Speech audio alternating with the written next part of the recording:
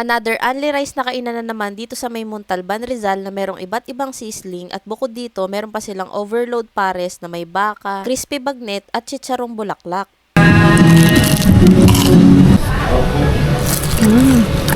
At dito lang ito sa may Aldong's Unlimited Rice. Yung pwesto nila ay medyo malapit na dito sa may Louvers Mall. Dahil malapit na nga lang, nilakad na lang namin to ni Maynard. Dinare-diretso lang namin yung daan hanggang makarating kami dito sa may rotonda tapos kakaliwa lang kayo. Yung pwesto ng Aldong's ay nasa tapat ng eskwelahan na Infant Jesus Academy. Simula doon sa rotonda, madali nyo silang mahanap kasi tanaw doon yung malaki nilang tarpaulin na only rice na 99 pesos. Tuwing alas 5 ng hapon sila nagbubukas at tingnan nyo naman wala pang oras ng hapunan halos punuan na yung labas na pwesto nila. Isa itong Aldong sa napakaraming nagsuggest sa amin sa comment section. Mukhang marami na silang suki sa mga pagkain nila. Siya nga pala guys, kung maulan huwag kayong mag-alala kasi meron pa silang pwesto dito sa loob. Ito naman yung kanilang menu. Meron silang goto, mami, pares, iba't ibang silog at mga sisling meal. At ito yung isa sa mga in-order namin, yung kanilang pork sisig. 99 pesos lang to pero only rice na. Masarap yung sisig nila kasi hindi ito puro sibuyas at sili. At ayan o, kita nyo naman na mas lamang talaga yung pork sa sisig nila. At ito naman yung best seller na fried chicken.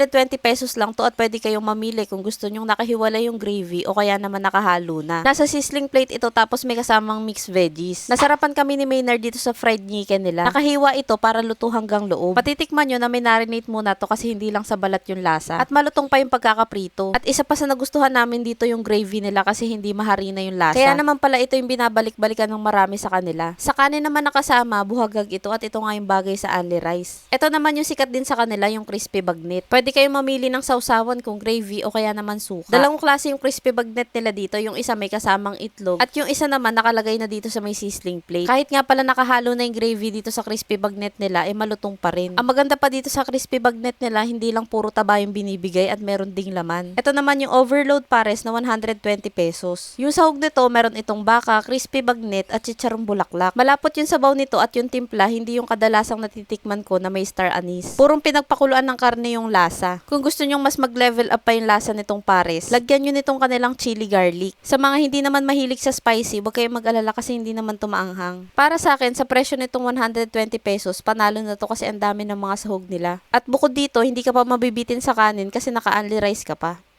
Sa drinks naman, marami silang available dito na coolers tsaka soft drinks. At ito yung tinry namin, yung blue lemonade nila tsaka red tea na 25 pesos lang. Kaya guys, kung naghahanap kayo ng unlimited rice dito sa may Montalban, Rizal, huwag niyong kalimutang pumunta dito sa may Aldong's. Marami pa kaming dadayuhin ni Maynard ng mga sulit na pasyalan, kainan at kapihan. Kaya para updated kayo sa mga mapupuntahan pa namin, huwag niyong kalimutang i-follow ang aming mga social media accounts.